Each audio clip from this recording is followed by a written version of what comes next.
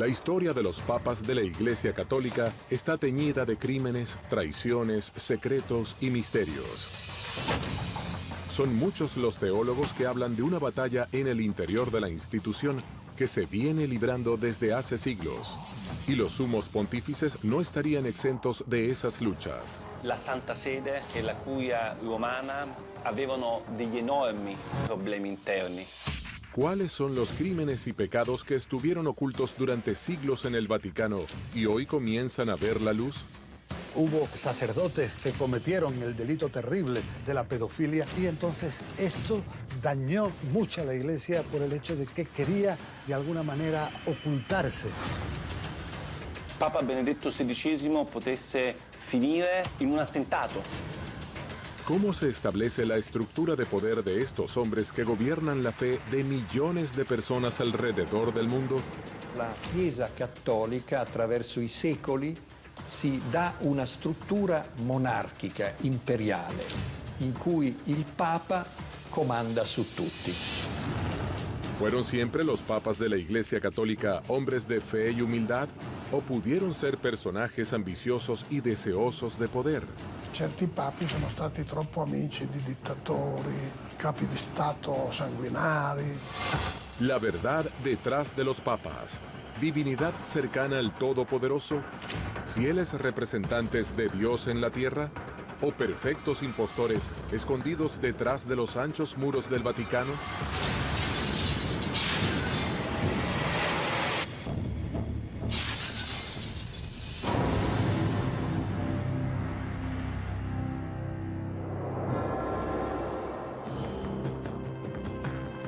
Hoy en día, la Iglesia Católica es una de las religiones con más fieles en todo el planeta. Miles de millones de personas profesan su fe abrazando las enseñanzas del Nuevo Testamento y de la interpretación que la institución eclesiástica hace de estas sagradas escrituras. ¿Qué manera fueron sucediéndose los hechos que pasarían del mensaje de un humilde y pobre campesino como Jesús a la de los papas de la historia del catolicismo?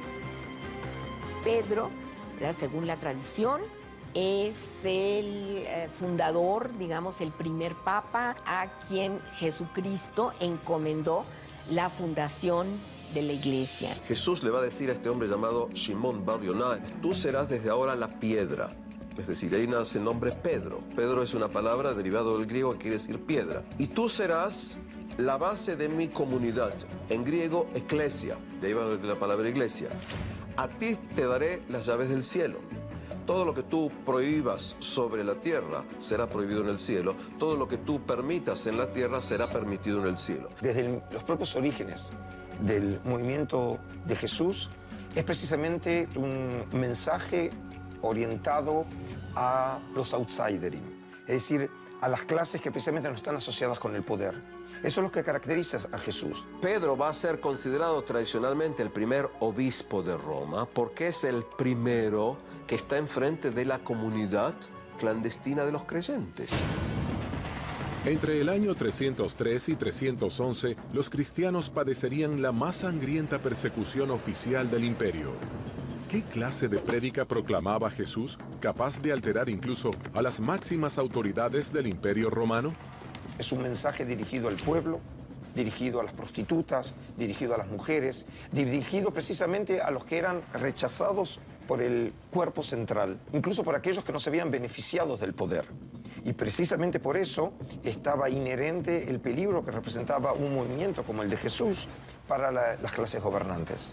En las primeras épocas, estos creyentes en Jesús van a ser herejes contra los que van a discutir, van a pelear. Lejos de aplacar o silenciar la fe cristiana, esta persecución le otorgó un carácter heroico a los apóstoles, y su martirio consiguió alimentar esta nueva fe que se extendió rápidamente en todo el Imperio Romano. En el año 313, el emperador romano llamado Constantino dice, desde hoy está permitido ser cristiano. ¿Por qué Constantino permite que Pedro sea considerado oficialmente como el primer papa de la Iglesia Católica?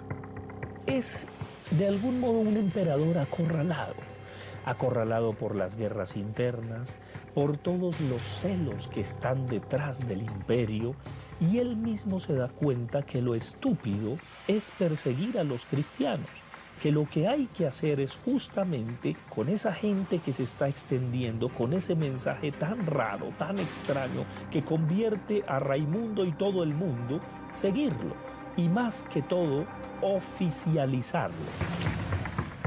Pero, ¿cuáles fueron las reformas, pactos o estrategias que llevó a cabo Constantino para aceptar al catolicismo como religión oficial dentro de su imperio?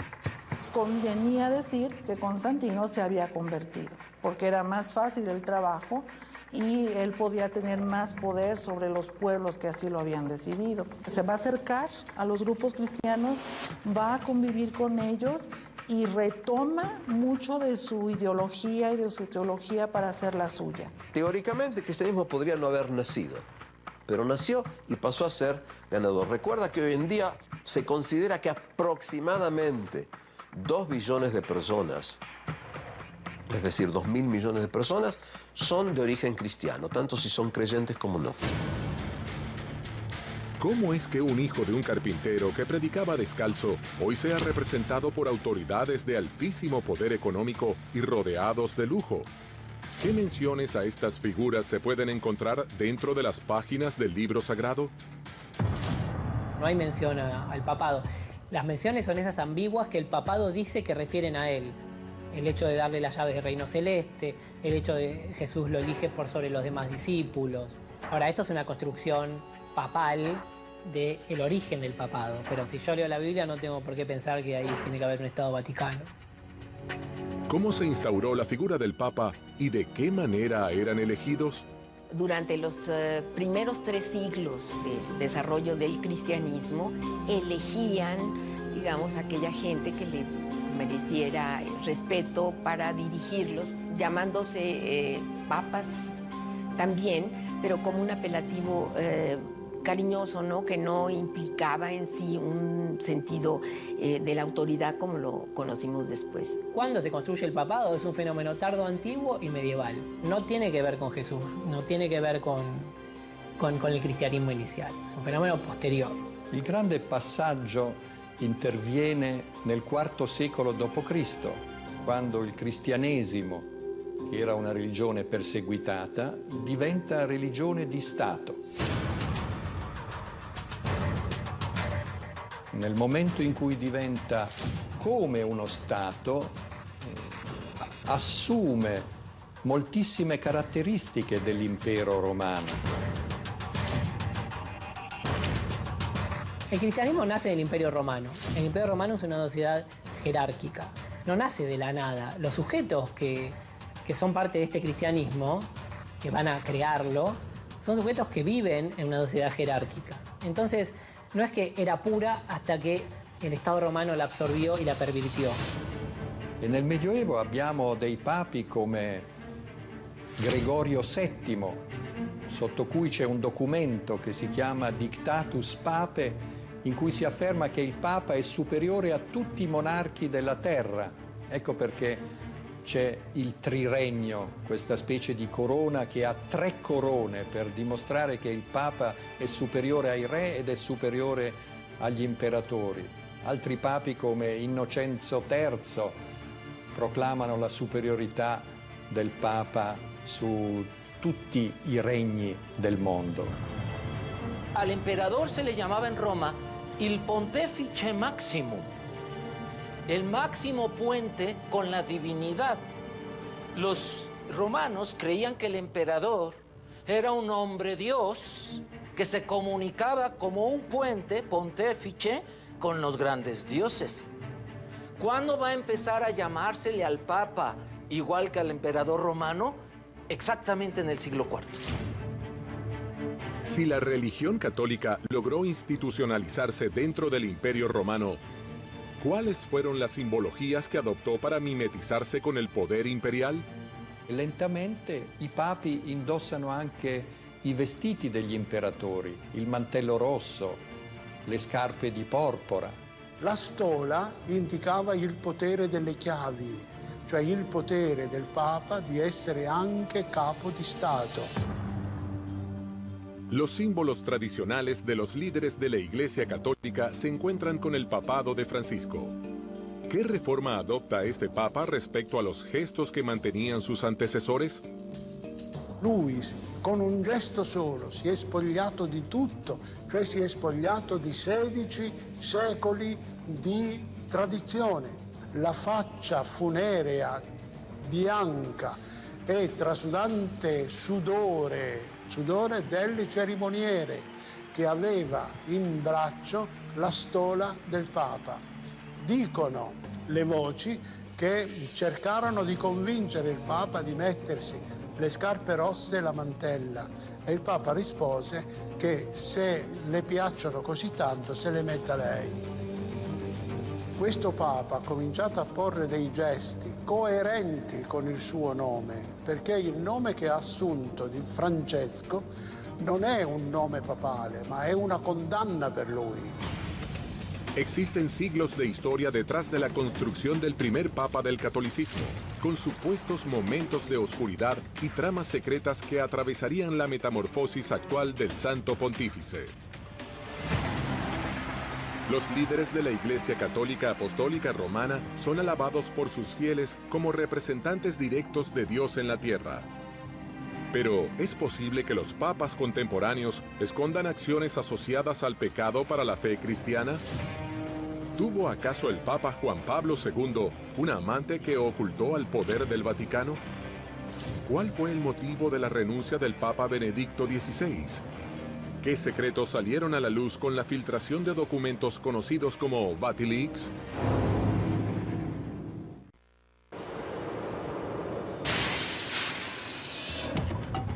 El Papa es para la religión católica la máxima autoridad religiosa. Por debajo de él se extiende una cadena jerárquica de cardenales, obispos y sacerdotes que llega a todos los rincones del planeta. ¿Cómo surgió la jerarquía que lleva las riendas de esta multitudinaria religión? En la antigüedad hubo mucho conflicto entre qué obispo tenía mayor autoridad sobre cuál otro. ¿Quién lo definió? La política y la guerra. Pensemos que el Vaticano tiene una historia muy negra. El nacimiento del Estado Vaticano y la elección de los distintos papas han sido documentados a través de la historia. De allí surgen versiones sangrientas, cargadas de misterio, traición y pujas de poder. ¿Pudieron atentar contra la vida de un papa desde adentro mismo de la religión? ¿Se cometieron crímenes e intentos de asesinato contra la figura más importante y venerada de la religión católica? El papado es la estructura existente más vieja que hay. Parece una secuencia de individuos, ¿no? con vicios o con virtudes. Bonifacio VIII es de alguna manera el papa culminante de los papas medievales, ¿no? Se lo acusa de vender o comprar cargos hasta el punto en el cual se produce el atentado. Formoso forma parte de uno de los episodios más singulares de la historia pontificia, ¿no? En el momento en que él muere, el papa sucesor lo saca del sepulcro y lo somete a juicio. Se anulan todas las decisiones de Formoso y finalmente el cadáver de Formoso va a terminar arrojado en el Tíber.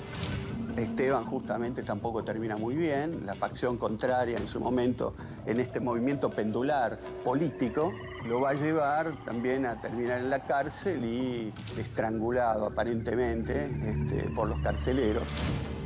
Con Juan se prolonga este mismo problema. Había sido educado, aparentemente bien educado para tener una vida más laica y a los 18 años lo escogen papa. Juan no tenía evidentemente mucha vocación sacerdotal y fácilmente fue pasto de toda detracción, ¿no? Ha pasado un poco a la historia como un papa de vida licenciosa.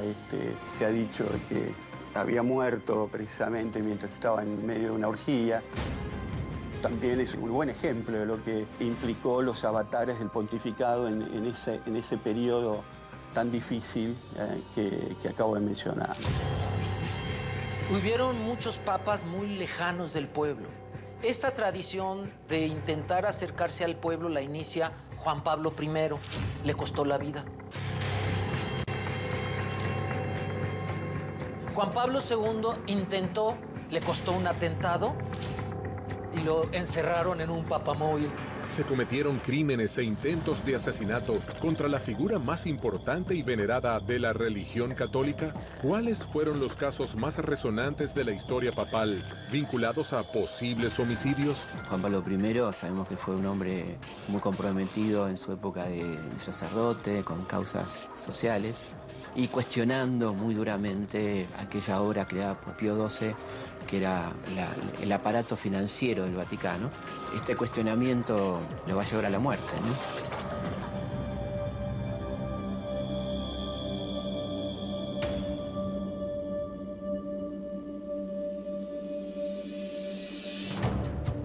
Es asesinado, claramente, está muy claro en libros y por la inmortal película de Coppola, El Padrino 3, que hasta el día de hoy, cuando vino a Buenos Aires le hicieron la pregunta si podía con tanta audacia acusar a figuras del Vaticano del asesinato del Papa.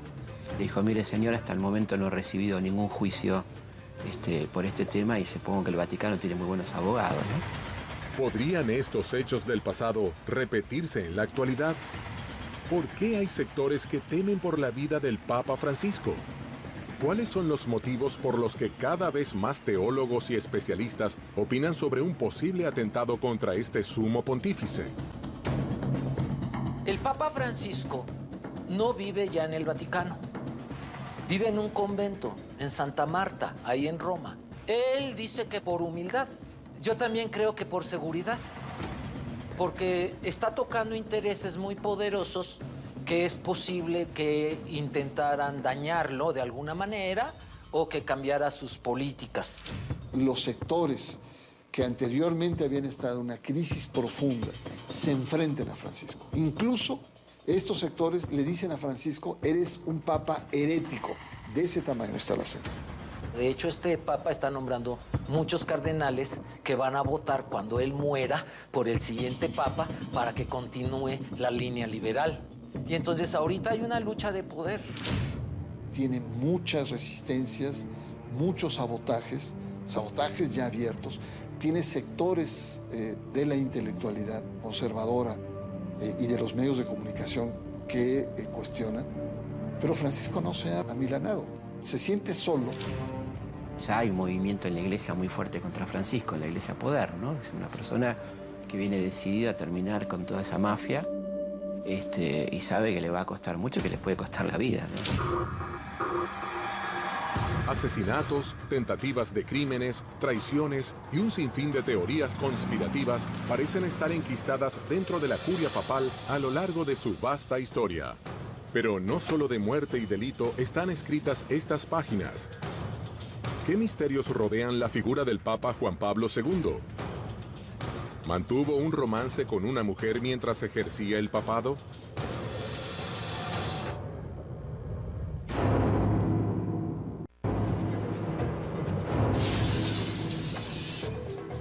Una de las figuras más populares de la Iglesia Católica es la de Juan Pablo II. Pero ¿por qué algunos aseguran que sus motivos eran más políticos que humanitarios? ¿Cuál es la historia detrás de las supuestas cartas de amor que habría mantenido con una mujer y fueron descubiertas recientemente? El Papa Juan Pablo II fue el primer papa global, el primer papa que entró en las casas de los que no son católicos. Un papa televisivo, coincidió también con el cambio en las tecnologías de los medios de comunicación. Juan Pablo II llega con un proyecto muy claro: consolidar, reforzar la unidad de la Iglesia. Él al llegar se encuentra con una iglesia polarizada, lo que podríamos simplificar diciendo derecha e izquierda, y quiere dejar muy claro que hay una sola iglesia.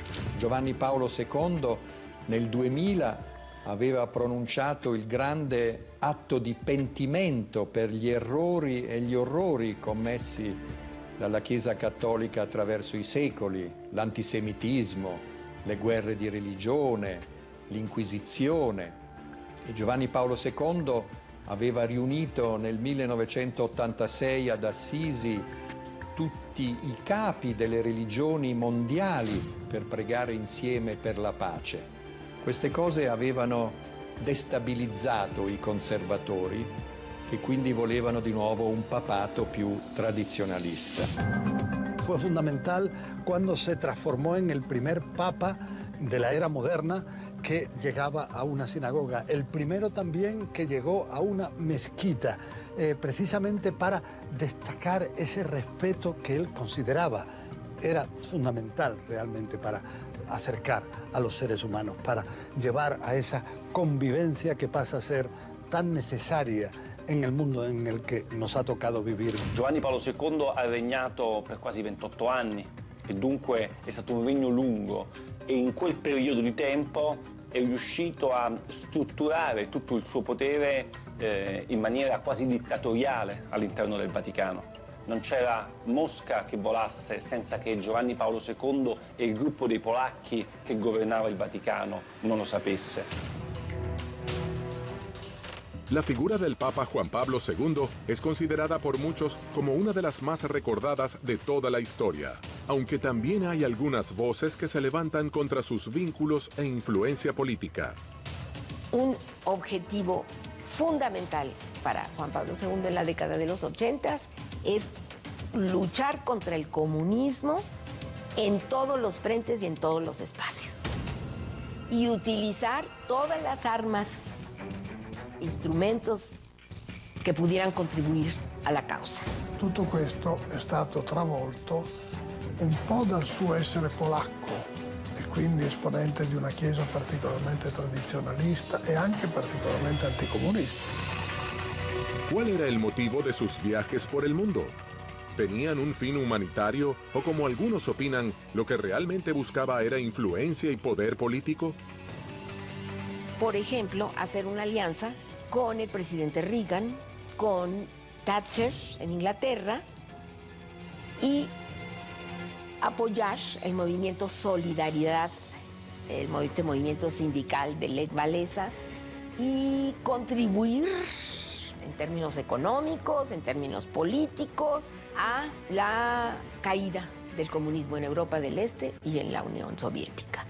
Y para ello desarrollar toda una actividad política y diplomática que va a implicar sus viajes por todo el mundo, con entrevistas con líderes políticos, con gente de mucho peso e influencia, para trabajar, para socavar las bases del comunismo. Para él, el enemigo principal.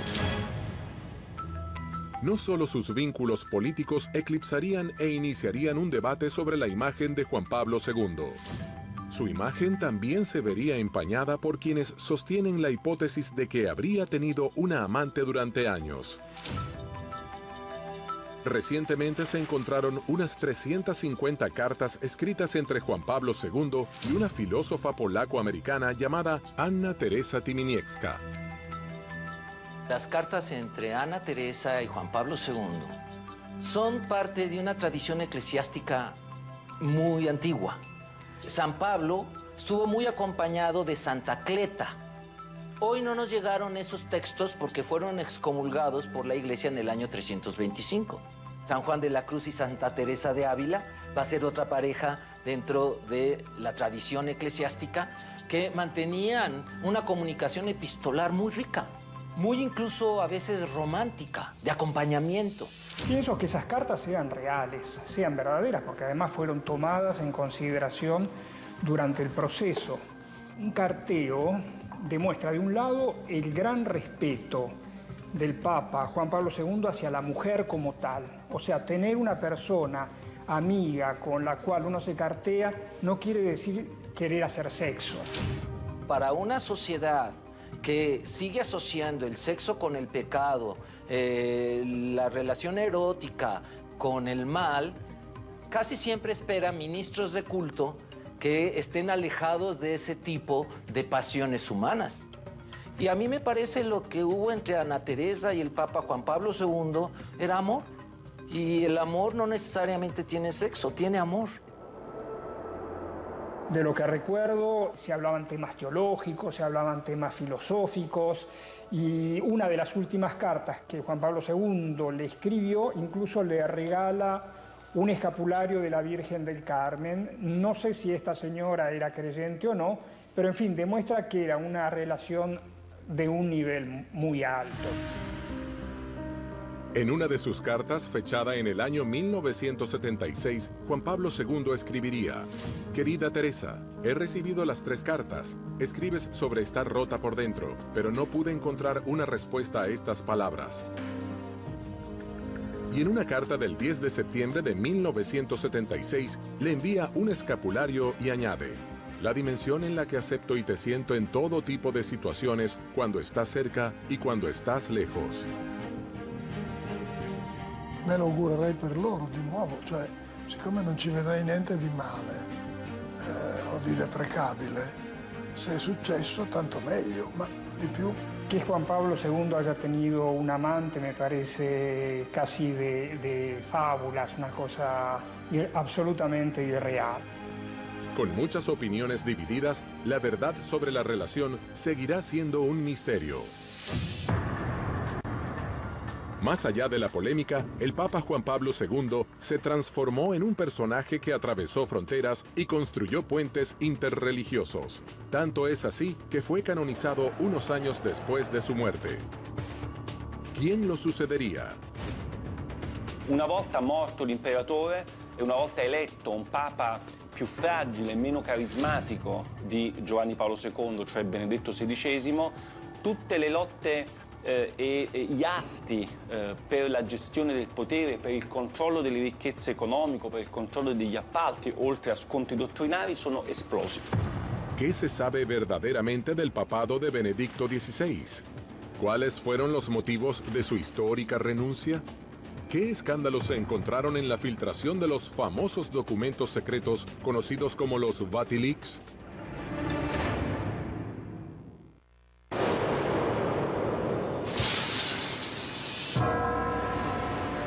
Tras la muerte de Juan Pablo II, el Colegio de Cardenales nombra a Joseph Aloysius Ratzinger, quien elige el nombre de Benedicto XVI como su sucesor. A este papa le estallaría el escándalo más grande de los últimos tiempos en el Vaticano: la revelación de los documentos secretos que mostraron corrupción y lavado de dinero mundialmente conocidos como Vatilix. ¿Qué motivó a la curia de la Iglesia Católica a elegir un personaje tan distinto a su antecesor? ¿Cuáles eran las principales diferencias entre un papa y el otro?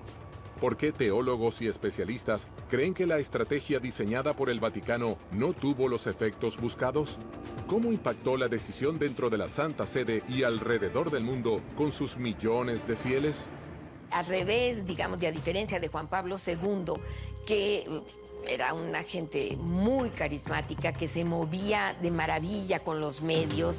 En cambio, el perfil de Ratzinger era un frío, intelectual, un continuador en términos de todo il pensamiento conservador di Juan Pablo II. Però è stato eletto da un gruppo molto conservatore nel conclave del 2005, soprattutto ad opera dell'Opus Dei, perché vi fosse di nuovo un papato della tradizione. ¿Cuáles son las bases y los fundamentos por los que se elige la sucesión de un papa? ¿Está ligado a la capacidad, trayectoria individual o responde a un interés político de la institución religiosa? Benedicto XVI realmente era alguien considerado con una capacidad intelectual enorme, un gran teólogo. Un papa de bibliotecas. Purtroppo non ha le qualità dell'uomo di governo, non è un leader politico e bisogna essere anche politici se si è papi. El papado de Benedicto XVI estuvo minado de crisis de todo tipo. Ni bien asumió el cargo, tuvo que enfrentar distintos frentes de conflictos al mismo tiempo. Pero la revelación de los documentos secretos llamados Vatilix sería sin dudas su peor enemiga. Hay muchas opiniones que hablan de este hecho como el comienzo de un final anunciado.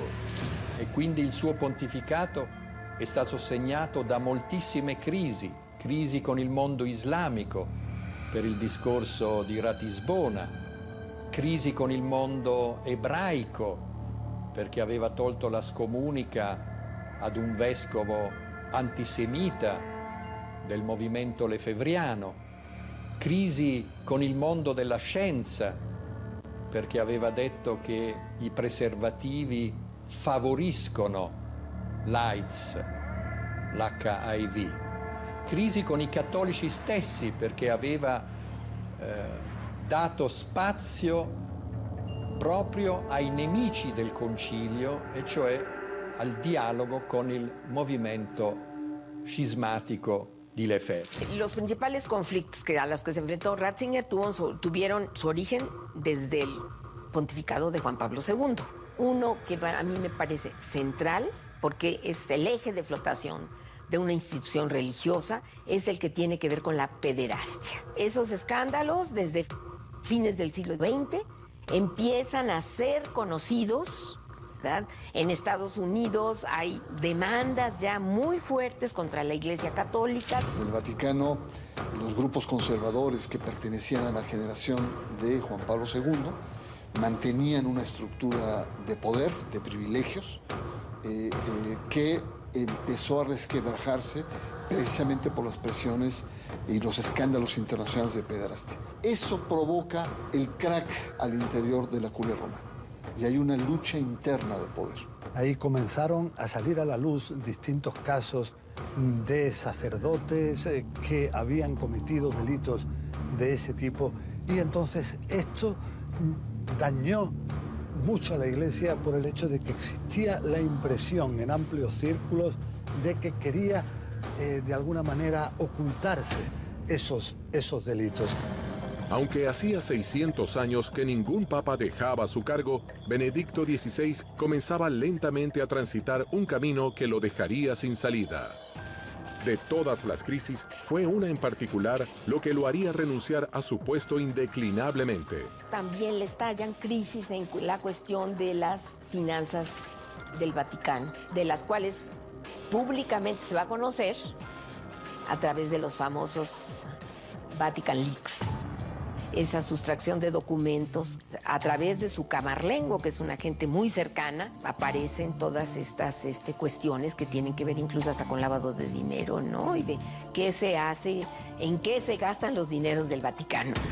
¿Qué revelan los documentos que lograron salir del Vaticano? La scoperta di documenti che mostravano una guerra interna alla Chiesa fra gruppi di cardinali, fra diversi gruppi di interessi. I documenti più importanti sono 3 o 4, più rilevanti dal punto di vista giornalistico dell'opinione pubblica.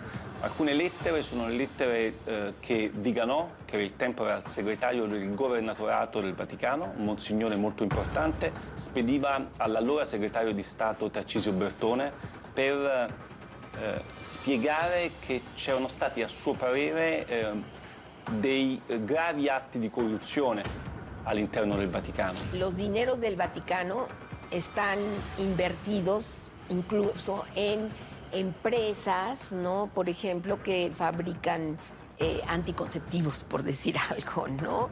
Empresas que son vehículos para lavado de dinero. Son instituciones donde hay muy poca transparencia. No se cumplían incluso con reglamentos a los que estaban sujetos otras instituciones financieras internacionales. Sale a la luz una enorme cantidad de propiedades urbanas que tiene el Vaticano en Roma y que se hace un uso muy discrecional, digamos, de estas propiedades. ¿Hubo una lucha de poder? ¿Alguien traicionó a Benedicto XVI para impulsarlo a renunciar? ¿O simplemente fue una decisión personal? ¿De qué manera reaccionó el Papa a este escándalo que estallaría dentro de la mismísima Santa Sede? Era un gran desafío al que se tuvo que enfrentar Benedicto XVI y que muchas veces su reacción no fue lo suficientemente enérgica como para satisfacer las necesidades de muchos de destacar ese fenómeno, sacarlo a la luz, no esconderlo y luchar de una manera efectiva, con castigos efectivos, contra los responsables. Ci sono stati dei documenti di Vatilix I addirittura in cui si ipotizzava che Papa Benedetto XVI potesse finire in un attentato e che lui sarebbe stato ucciso per far posto ad altri cardinali. Ovviamente lettere deliranti, però firmate da un vescovo importante al tempo del vescovo di Palermo, Paolo Romeo. El 28 de febrero de 2013, Benedicto XVI renunció a su cargo como sumo pontífice de la Iglesia Católica. Juan Pablo II, antes de él, estaba en una situación de salud extrema, pero él dijo, yo no puedo renunciar, y su frase, la frase de Juan Pablo II era, Jesús no se bajó de la cruz, aunque también estuviera en una situación extrema. Pero Benedicto dijo, no, Benedicto, aunque quizás su estado de salud todavía le hubiese permitido seguir en el cargo, pero hay quienes piensan que quizás el gran problema que tuvo es que no se consideraba con fuerza suficiente para a veces pegar un golpe en la mesa e decir este cambio hay que hacerlo. Ratzinger non si è dimesso per le rivelazioni di Vatilix, Ratzinger si è dimesso perché il suo pontificato era entrato in un vicolo cieco e lui non aveva più la forza per governare. La renuncia de Benedicto XVI fue un electroshock para la Iglesia Católica, fue un electroshock para la cultura que había en la cultura vaticana y fue un modo traumático de transmitir un mensaje que ha cambiado la Iglesia para siempre. Benedetto XVI è sicuramente un papa da ricordare, un ex papa che non era semplicemente il papa morto. E quindi secondo me è stata una decisione storicamente significativa che resta anche un problema per gli storici. Perché si è dimesso Benedetto XVI? Según teólogos y eruditos en la materia, la elección y posterior asunción de cada sumo pontífice ha sido minuciosamente diseñada según las necesidades del contexto histórico de la Iglesia en cada periodo. ¿Pudo haber sido equivocado el nombramiento de Benedicto XVI? ¿Se eligió al Papa Francisco como contraste? Cuando eligieron a Ratzinger, a Benedicto XVI, habían elegido a Bergoglio, pero Bergoglio no aceptó por alguna razón. Es decir, el sucesor de Wojtyła era Bergoglio, pero algo pasó ahí. Eso es lo que se dice. Y es lo que de alguna manera no ha sido desmentido por Bergoglio o por Francisco. En ese momento los cardenales prefirieron la opción de un papa intelectual al Papa Francisco. El Papa renuncia a su rol, cosa que no ocurría desde hacía siglos. Un Papa como Benedicto XVI enfermo, un Papa rebasado por la situación y un Papa deprimido, se le veía en su rostro, un Papa derrotado. Todo esto hace que se replantee la estructura de la Iglesia y ahí determina que la Iglesia tiene que reformarse, que tiene que haber cambios de fondo en la vida de la Iglesia.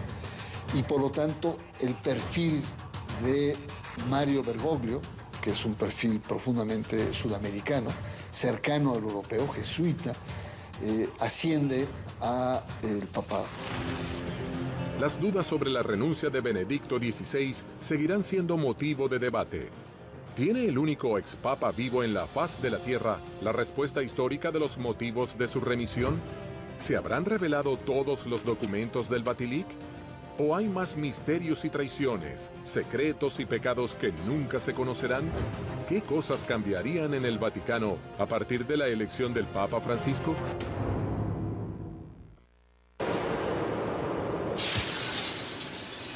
Luego de la renuncia de Benedicto XVI y de un breve periodo de sede vacante, en el año 2013 el cardenal sudamericano Jorge Bergoglio asumió el trono de Pedro. Habemus Papa. Nacido en Argentina, pero de ascendencia italiana y jesuita de formación, Bergoglio toma el nombre de Francisco y se convierte en el primer papa latinoamericano de la historia. ¿Qué clase de papado nació con él? Papa Francesco è stato eletto esclusivamente con questo obiettivo, riformare la curia romana che era ormai arrivata ad un degrado di immoralità inconcepibile. La curia romana è un pachiderma così pesante e così radicato nel pensiero, nel costume che non basterà un Papa Francesco, ce ne vorranno almeno 10 Papi Francesco per poterla sminare e destrutturare dalle fondamenta. Yo pienso que Papa Francisco llegó en el momento exacto. Y los que entendemos de nuestro catolicismo entendremos que detrás de esto hay todo un estado político, social, que no lo van a dejar trabajar como él quisiera, ¿no? ¿Podrá renovar la fe de los católicos y atraer nuevos feligreses a su iglesia?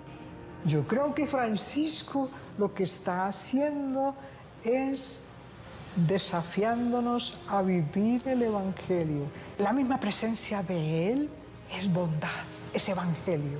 Abraza, besa, sonríe.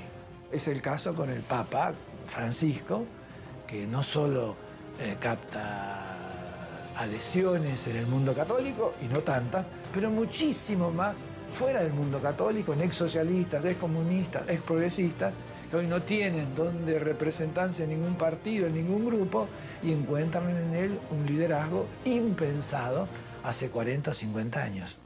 Francisco es considerado por muchos como un papa humilde que quiere una iglesia pobre para los pobres. ¿Cuál es entonces su posición respecto a los dineros del Banco del Vaticano? Francesco ha cercato e sta ancora cercando di portare avanti un'opera di pulizia per cacciare via dalla banca tutte le persone che non ne hanno diritto, e penso che un'opera di pulizia in effetti sia stata fatta. Hay varios gestos en el pontificado de Francisco que pasarán a la historia. Son gestos totalmente coherentes con su modo de ver a la Iglesia y sobre todo con su modo de ver a las personas. Un papa que detiene el papamóvil para abrazar a los enfermos, un papa que abraza a los ancianos, un papa que responde muy libremente a los periodistas en el avión.